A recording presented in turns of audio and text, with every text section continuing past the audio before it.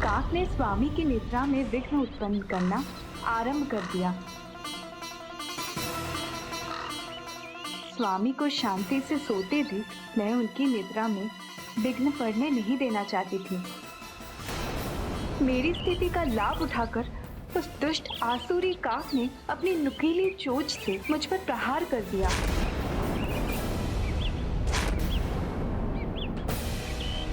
मेरी स्थिति का लाभ उठाते हुए उस राक्षसी प्रवृत्ति वाले दूत ने बार बार मुझ पे आघात करता रहा।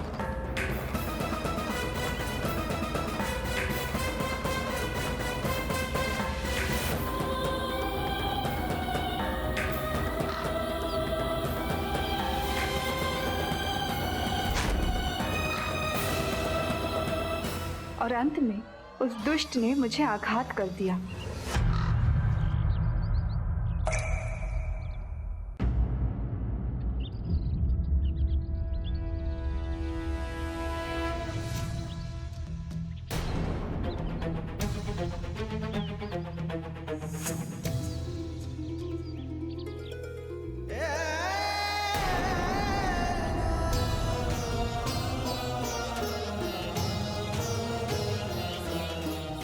ये क्या सीते? तुम्हारी कोमल काया पर आघात करने का दुस्साहस किसने किया?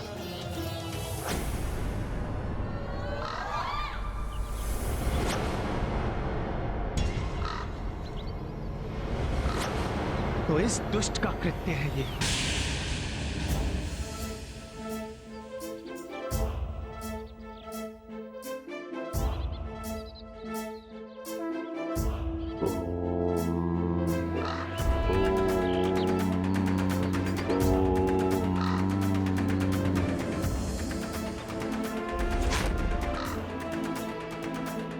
लो दुष्ट, तुमने मेरी सीता को जो पीड़ा पहुंचाई है, अब उसका दंड भोगो।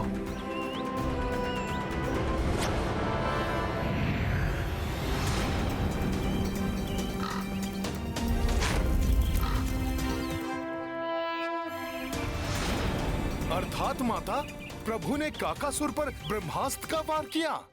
हाँ पुत्र, उस काकासुर ने जो पीड़ा मुझे दी वो प्रभु के लिए असहनीय थी। पवन के समान उसके वेग को देखकर स्वामी को ज्ञात हो गया था कि वो काक रूप में वो देवराज इंद्र का पुत्र जयंती था, जो अब अपना बचाव करने के लिए तीव्र गति से उड़कर यहाँ वहां जा रहा था। वो काकासुर बना जयंत सबसे सहायता की गुहार लगाता हुआ सभी सब ऋषियों के पास गया, परंतु प्रभु काज में हस्तक्षेप करने में सबने असमर्थता जताई और जयंत से कहा कि राम के ब्रह्मास्त्र से बचाव संभव नहीं है। तो निराश और भयभीत होकर इंद्रपुत्र जयंत रक्षा के लिए अपने पिता के पास स्वर्गलोक पहुंचा। मूर्ख जयंत, तुमने माता सीता की करुणा की परीक्षा लेने का दुस्साहस कर बहुत बड़ा अपराध किया और स्वयं को प्रभु श्री राम के क्रोध का कारण बनाया।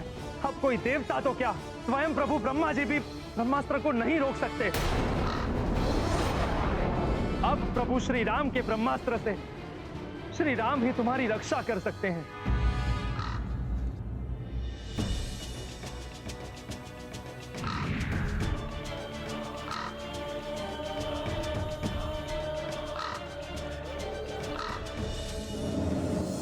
क्षमा कीजिए प्रभु, क्षमा कीजिए। मैं तो अधम मात्र माता सीता की दया और करुणा की परीक्षा लेने के लिए उन्हें निरंतर मैं कष्ट दे रहा था, परंतु उन्होंने मेरा किंचित प्रतिकार नहीं किया। आपके निद्रा में कोई व्यवधान ना आए, इसीलिए उन्होंने मुझसे अपना बचाव करने के लिए भी कोई चेष्टा नहीं की। परंतु प्रभु, मुझे ज्ञात है कि ये मेरी मूर्खता ही थी। माता सीता के धैर्य की परीक्षा लेने का दुस्साहस कर मुझसे सत्य में बड़ी भूल हुई है। मुझे क्षमा करें प्रभु, क्षमा करें।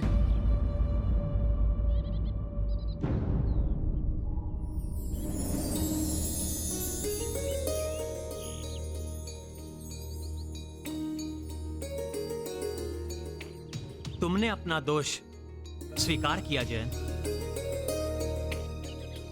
मैं इसकी सराहना करता हूं, परंतु मैं अपने ब्रह्मास्त्र को रोक नहीं सकता।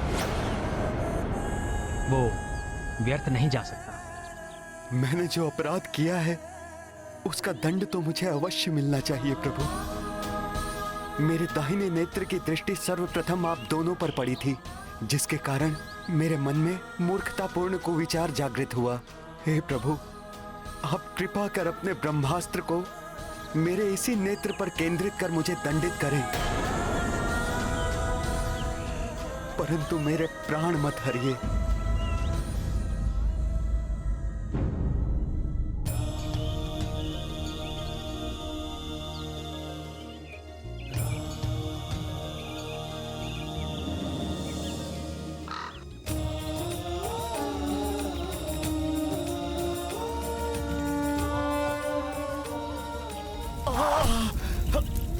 मैं पुनः क्षमा प्रार्थी हूँ प्रभु, और आपको विश्वास दिलाता हूँ कि भविष्य में मुझसे कभी ऐसी धृष्टता नहीं होगी।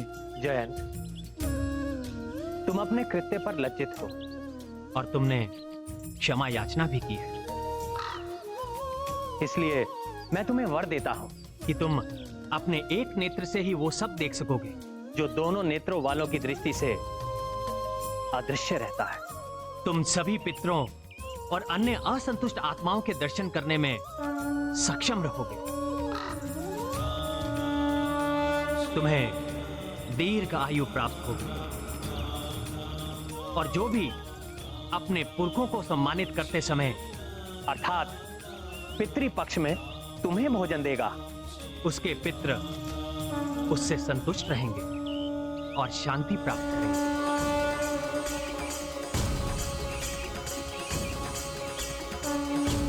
प्रभु, आज्ञा दीजिए।